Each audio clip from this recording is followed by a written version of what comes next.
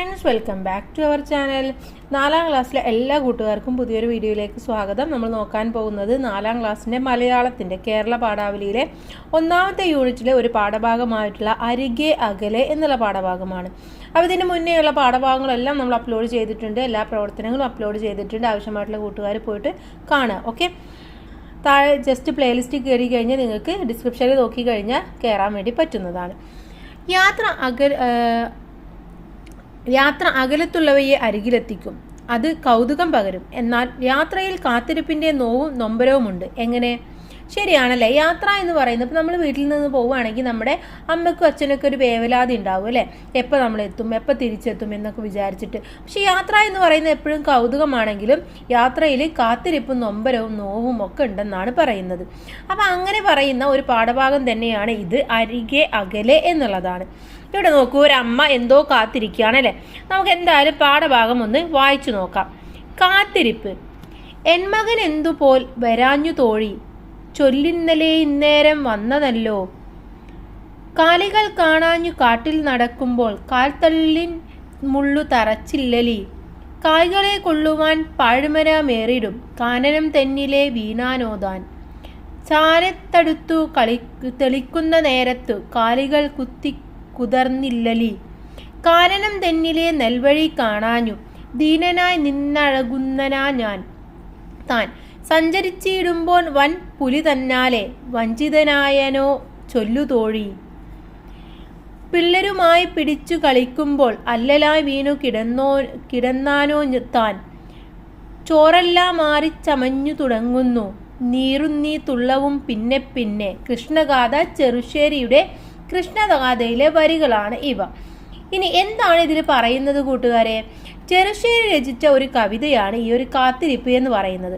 അതോ അമ്മമാരുടെ മനസ്സിലുണ്ടാകുന്ന ഒരവസാനമില്ലാത്തതും പ്രതീക്ഷയും ആശങ്കയും സ്നേഹവും ദുഃഖവും ഒക്കെയാണ് ഇതിൽ അവതരിപ്പിച്ചിട്ടുള്ളത്. തൻ്റെ മകനെ കാണാതിരിക്കുന്ന ഒരു അമ്മയുടെ ഉള്ളിൽ ഉണ്ടാവുന്ന ഭാവങ്ങളൊക്കെയാണ് ഈ വരികളിൽ പ്രകടമാകുന്നത്.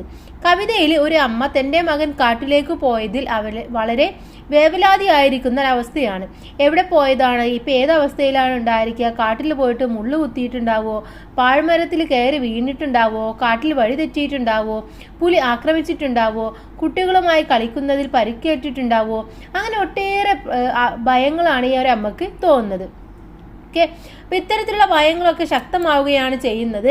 മാത്രമല്ല കവിതയിൽ നോക്കുമ്പോൾ അമ്മയുടെ സ്നേഹം എന്ന് പറയുന്നത് ഒരു അതിരില്ലാത്തതാണെന്നുള്ള വലിയ സന്ദേശവും നമുക്ക് നൽകുന്നുണ്ട്. കാഴ്ചയിൽ ശാന്തമായി കാണപ്പെടുന്ന അമ്മയുടെ ഉള്ളിൽ എത്രമാത്രം തീയും വേദനയും ഉണ്ടാകുന്നു എന്നതും കവിതയിലൂടെ നമുക്ക് മനസ്സിലാക്കാൻ വേണ്ടി പറ്റുന്നുണ്ട്. ഇനി ഇതിലെ കുറച്ച് വാക്കുകളാണ് നമുക്ക് മനസ്സിലാക്കാവുന്ന അർത്ഥം ഉള്ള വാക്കുകളാണ്. അല്ലൽ എന്ന് പറഞ്ഞാൽ ദുഃഖം എന്നാണ് അർത്ഥം. ഓക്കെ, ഉഴലുക എന്ന് പറഞ്ഞാൽ ചുറ്റിത്തിരിയുക എന്നതാണ്. കാനനം എന്ന് പറഞ്ഞാൽ കാട് എന്നതാണ്. കുത്തിക്കുതറുക എന്ന് പറഞ്ഞാൽ കുത്തി മുറിവേൽപ്പിക്കുക എന്നതാണ്.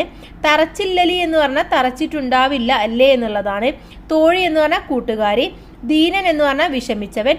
വരാഞ്ഞു എന്ന് പറഞ്ഞാൽ വരാതിരുന്നു എന്നുള്ളതാണ്. അപ്പോൾ ഇതൊക്കെ പുതിയ പദങ്ങളാണ്, അല്ലെങ്കിൽ ആ പദങ്ങളുടെ അർത്ഥങ്ങളാണ്. ഓക്കെ, ഇനി നമുക്ക് ഇതിലെ പ്രവർത്തനങ്ങൾ നോക്കാം. ഒന്ന്, കവിത താളമിട്ട് പാടൂ എന്നാണ് പറഞ്ഞിട്ടുള്ളത്. രണ്ടാമത്തേത്, കാട്ടിൽ പോയ മകന് എന്തെല്ലാം അപകടങ്ങൾ പറ്റിയിട്ടുണ്ടാകുമെന്നാണ് അമ്മ വേവലാതിപ്പെടുന്നത്. എന്താണ്? അമ്മക്ക് മകനെ കുറിച്ച് നിരവധി ഭയങ്ങളുണ്ട് അല്ലേ.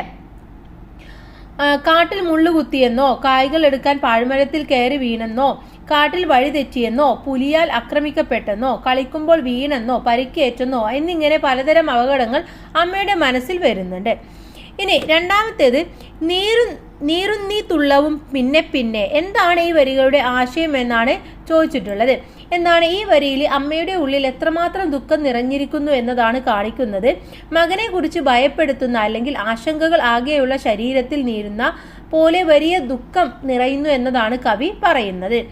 ഇനി അടുത്ത മൂന്നാമത്തെ ചോദ്യം എന്ന് പറയുന്നത്, വരാഞ്ഞു, വന്നാനല്ലോ എന്നിങ്ങനെ ഇന്ന് ഉപയോഗത്തിലില്ലാത്ത ഏതെല്ലാം പദങ്ങൾ ഈ കവിതയിലുണ്ട്? ഇവക്ക് പകരം ഉപയോഗിക്കുന്ന പദങ്ങൾ ഏതൊക്കെയാണ്? വരാഞ്ഞു അതിന് ഉപയോഗിക്കുന്നത് വരാതിരിക്കുക അല്ലെങ്കിൽ കാണാതിരിക്കുക എന്നുള്ളതാണ്. വന്നാനല്ലോ അതിന് വന്നല്ലോ എന്നാണ് നമ്മൾ ഇന്ന് ഉപയോഗിക്കാറുള്ളത്. അതുപോലെ തറച്ചില്ലലി, അതിന് തറച്ചിട്ടില്ല അല്ലേ എന്നതാണ് ഉപയോഗിക്കുന്നത്. നീറുന്നീ തുള്ളവും അതിന് മുഴുവൻ ദുഃഖഭരിതമാണ് എന്നതാണ് ഇന്ന് ഉപയോഗിക്കുന്നത്. ചമഞ്ഞു അതിന് പൊങ്ങുന്നു അല്ലെങ്കിൽ കാണുന്നു എന്നതൊക്കെയാണ് നമ്മൾ ഉപയോഗിക്കാറുള്ളത്. ഓക്കെ, അപ്പോൾ ഇത്രയുമാണ് ഈ ഒരു പാഠഭാഗത്തിൽ പറയുന്നത്. അടുത്ത പാഠഭാഗം നീലഗിരിയുടെ റാണി എന്നതാണ്. നമുക്ക് അടുത്ത വീഡിയോയിൽ ഡിസ്കസ് ചെയ്യാം. എല്ലാവർക്കും താങ്ക്സ് ഫോർ വാച്ചിങ്.